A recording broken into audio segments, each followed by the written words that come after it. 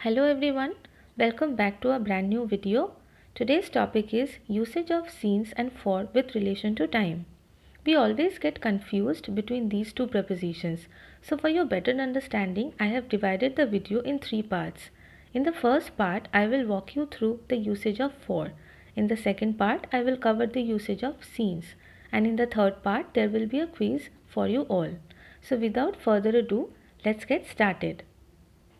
We use for when we want to talk about a period of time or duration of time during which an action occurs.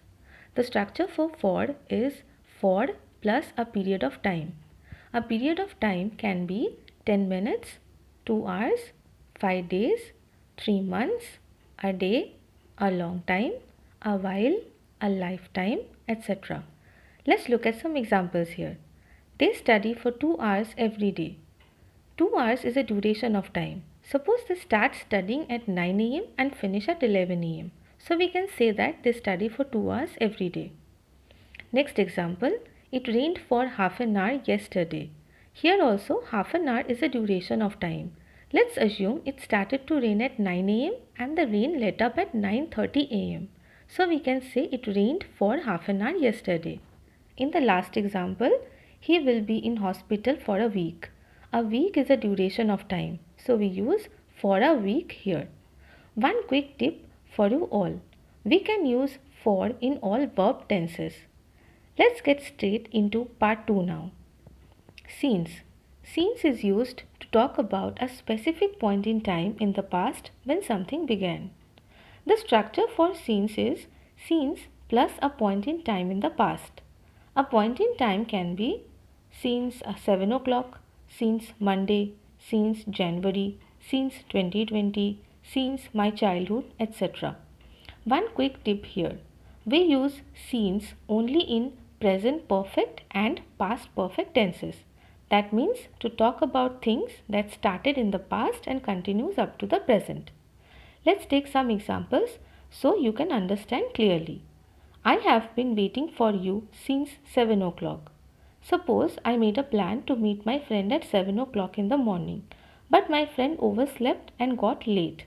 When he finally arrived, it was 8 o'clock. When I see him, I will say, I have been waiting for you since 7 o'clock. My action of waiting started in the past and continues up to the present. And also, 7 o'clock is a specific point in time in the past.